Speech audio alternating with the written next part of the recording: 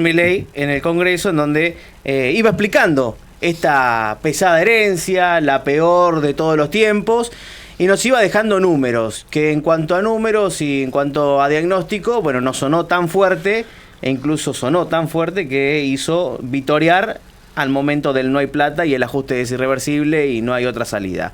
Jeremías, ¿cómo estás? Bienvenido, soy Adriel Luján en La Mejor Siesta, Espléndido. Hola, ¿cómo andan? ¿Todo bien? Muy bien.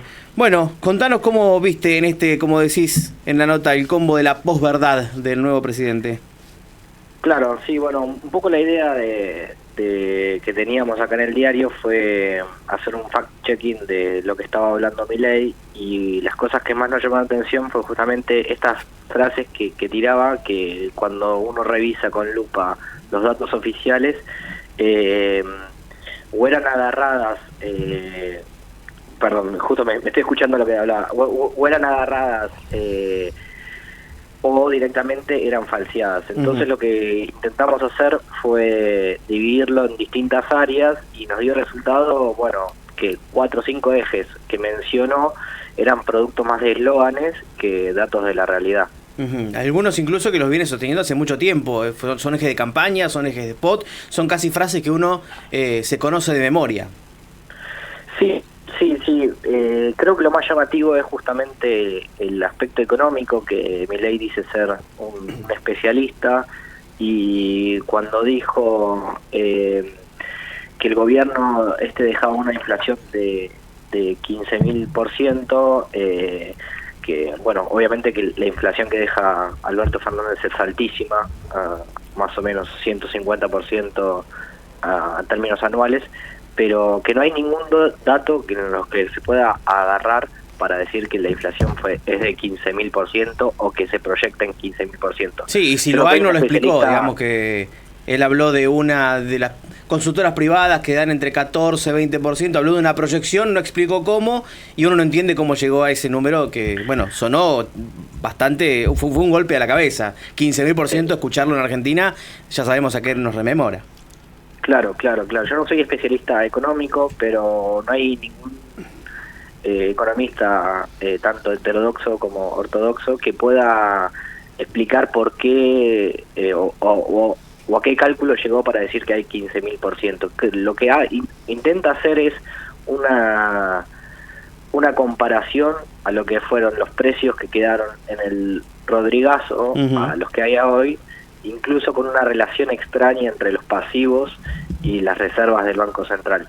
Pero incluso pensar en una inflación proyectada siendo vos presidente es justamente no darte lugar a las herramientas que vos podés hacer para poder frenar un poco el alza de precios. Entonces es insólito creer que vos podés proyectar algo, incluso teniendo vos los resortes para poder amainarlo un poco. Sí, lo que decíamos acá en el día de ayer cuando seguíamos el discurso, cuando nos tocaba hacer el análisis un poco más tarde y hoy, es que incluso ahora no tenemos el camino a seguir. Si bien estos números uno tampoco entendía porque no estaban explicados, bueno, en el camino a seguir debería explicar también Luis Caputo, Javier Milei, alguno, el que se vaya a hacer cargo del plan económico, el camino, ese no camino también genera una incertidumbre mayor, y sobre todo si empezamos con la base de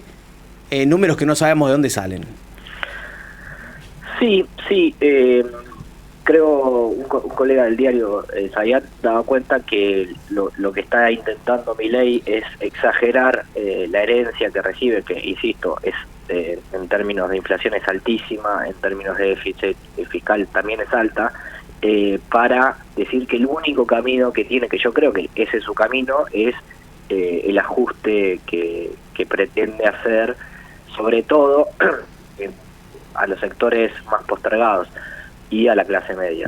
Yo creo que él sí tiene un camino, que es el que estipuló el ajuste, que en la campaña se decía que iba a ser a los políticos y no a las personas, y finalmente ahora intenta borrar con el codo lo que escribió, que es que el ajuste en realidad será al Estado, y el Estado finalmente somos todos, porque si ajusta a los docentes, ajusta a los policías, finalmente eso también se traduce en peor educación, peor seguridad, peor atención médica. Entonces, creo que las palabras son importantes, creo que un presidente en su discurso inaugural debe cuidarlas. Otro dato que me impactó y que creo que habla un poco también del el uso de eslóganes de los políticos es cuando dijo que Argentina es un baño de sangre, y se ha convertido en un baño de sangre, diciendo un poco, básicamente dejando a deducir que estamos a las puertas de una guerra civil, y si uno ve los datos que da la propia ONU, las cifras de homicidio por robo son bajísimas en cuanto a los países de la región.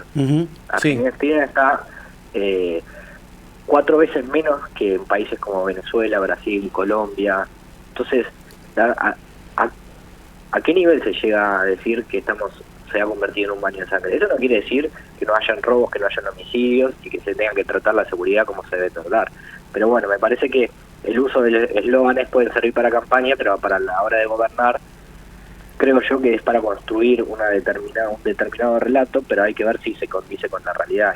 Sí. Los números marcan que no. Coincido que es para empezar desde una base bastante peor de la que recibe. Estas proyecciones y estos números impactantes me parece que sirven a eso. Mi pregunta es de la experiencia pasada, en el que tanto se habló, por ejemplo, del cuánto se le echa y se le viene echando la culpa a la herencia, al gobierno anterior, etcétera. ¿Cuánto crees que le puede durar este margen de echarle la culpa a la situación anterior? ¿Tiene margen, ves?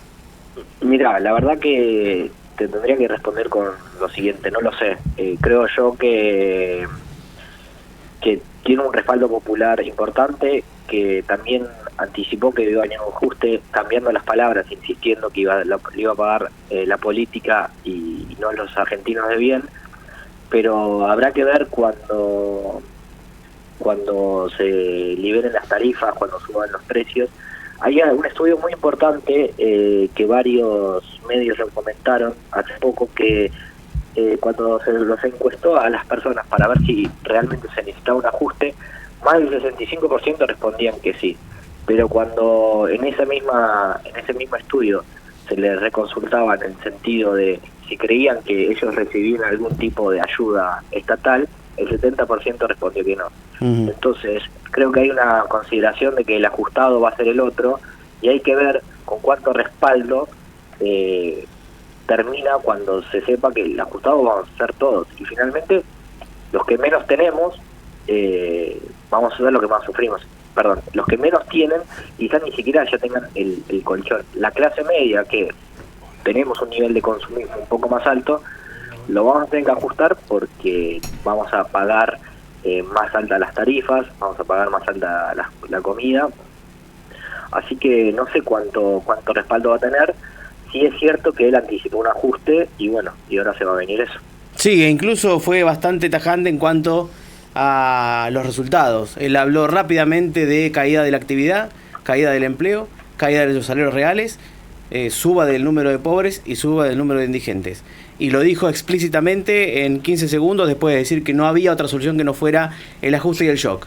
Y eso es un sincericidio, pero me parece que es también lo que se esperaba.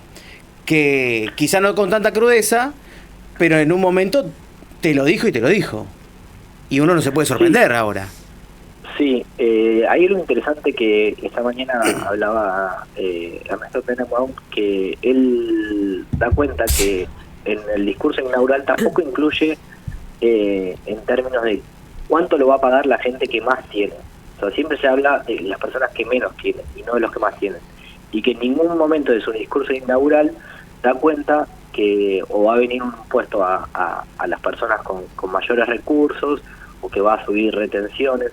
Entonces, termina siendo muy injusto si el ajuste finalmente lo terminan pagando el Estado mismo, y a quien tiene mucho, pero mucho, no le llega esa motosierra. El que puede bajar eso así, mira, es una cosa que no da ninguna esperanza lo que te voy a decir, pero el que puede acomodar eso es Luis Caputo. Ya sé que me vas a decir que Luis Caputo no va a acomodar nada, pero Milei siempre habló en contra del Estado, siempre habló de que los impuestos eran un robo, no creo que quiera ponerle impuestos a nadie, y dijo que iba a bajar a cero las retenciones porque también le parecen un robo, una violencia a partir del Estado.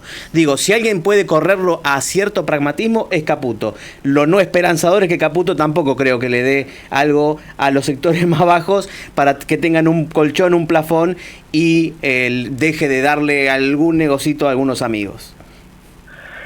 Sí, en esto de que dice una cosa y hace otra, una también de las cosas que marcamos en la nota fue que, por ejemplo, en las cuestiones de seguridad vial, Milei hizo una crítica a la cantidad de muertos por siniestros viales que hay cada año, y lo raro es que él mismo, en su faceta más de panelista y tuitero, él se mostraba en contra, por ejemplo, del uso del cinturón de seguridad. Uh-huh. Entonces es para pensar cómo alguien que quiere evitar las muertes por siniestros viales, después, o en su ideología, dice que no tiene obligatorio el cinturón de seguridad. Sí. Es relativamente llamativo. Sobre los siniestros viales, lo que marcamos es que la ONG Salvemos por la Vida daba por muertos en el 2022 la mitad de lo que él dijo que había por año. Pero bueno, también era un detalle importante esto de lo que dice y después lo que termina haciendo. Bueno, Jeremías, gracias por contactarte. Seguiremos auscultando los discursos con la realidad del nuevo presidente. Un abrazo. Bueno, un abrazo. Chao, chao. Jeremías Bataguer, periodista de Página 12, con este punto por punto de los datos que Javier Milei usó, exageró, falseó, dice la nota de él en Página 12, bueno, en su discurso del día, su primer día como presidente. Noticias en